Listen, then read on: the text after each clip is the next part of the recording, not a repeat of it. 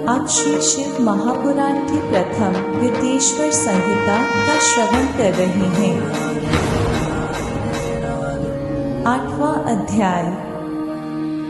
कथा का नाम है भगवान शंकर द्वारा ब्रह्मा और केतकी पुष्प को शाप देना और पुनः अनुग्रह प्रदान करना। नंदिकेश्वर बोले, तदुपरांत महादेव शिव जी ने ब्रह्मा के गर्भ को मिटाने की इच्छा से अपनी भ्रिकुटी के मध्य से भैरव नामक एक अद्भुत पुरुष को उत्पन्न किया। उस भैरव ने रणभूमि में अपने स्वामी शिव जी को प्रणाम करके पूछा कि हे प्रभु, आप शीघ्र आज्ञा दें, मैं आपका कौन सा कार्य करूं?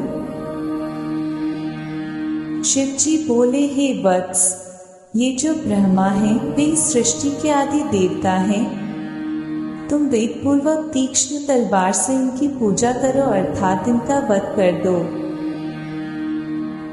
तब भैरव एक हाथ से ब्रह्मा के केश पकड़कर असत्य भाषण करने वाले उनके उद्धत 5वें सिर को काटकर हाथों में तलवार भांजते हुए उन्हें मार डालने के लिए उद्यत हुए।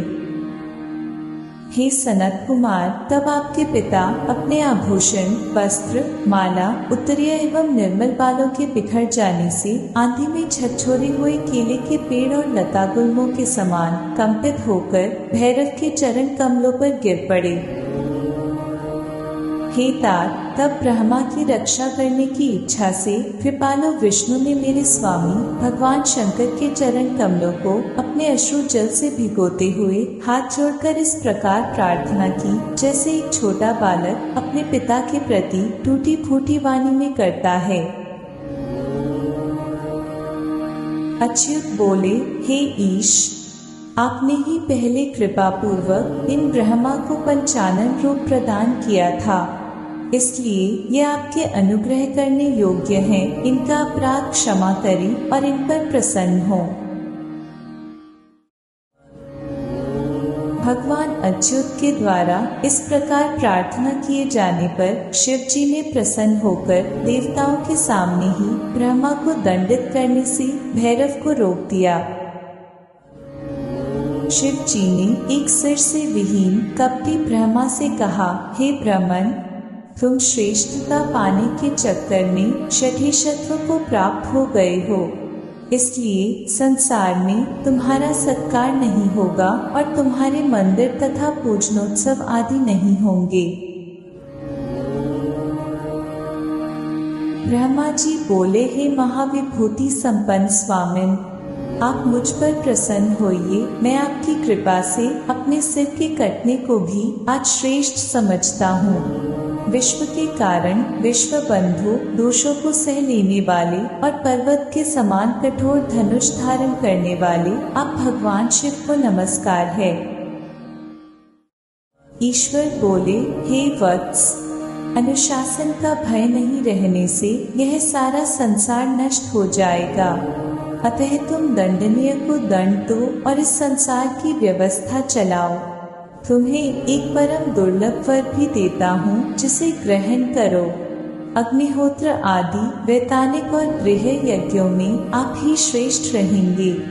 सर्वांग पूर्ण और पुष्कल दक्षिणा वाला यज्ञ भी आपके बिना निष्फल होगा। तब भगवान शिव ने झूठी गवाही देने वाले कपटी केतकी पुष्प से कहा, अरे षट केतक, तुम दुष्ट हो, यहाँ से दूर चले जाओ। मेरी पूजा में उपस्थित तुम्हारा फूल मुझे प्रिय नहीं होगा।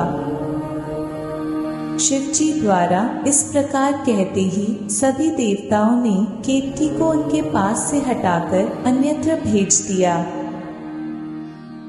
केतक बोला, हे नाथ, आपको नमस्कार है। आपकी आज्ञा के कारण मेरा तो जन्म ही निष्फल हो गया है। हे तात, मेरा अपराध क्षमा करें और मेरा जन्म सफल कर दें। जाने अनजाने में हुए पाप आपके स्मरण मात्र से नष्ट हो जाते हैं। फिर ऐसे प्रभावशाली आपके साक्षात दर्शन करने पर भी मेरे झूठ बोलने का दोष कैसे रह सकता है।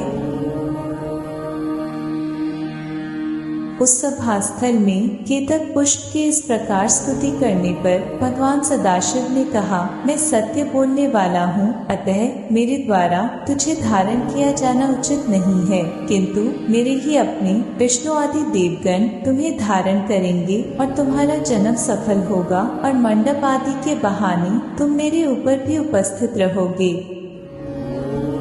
इस प्रकार भगवान शंकर, ब्रह्मा, विष्णु और केतकी पुष्प पर अनुग्रह करके सभी देवताओं से स्तुत होकर सभा में सुशोभित हुए। इस प्रकार श्री शिव महापुराण के अंतर्गत प्रथम विद्येश्वर संहिता में शिव की कृपा का वर्णन नामक 8वां अध्याय पूर्ण हुआ।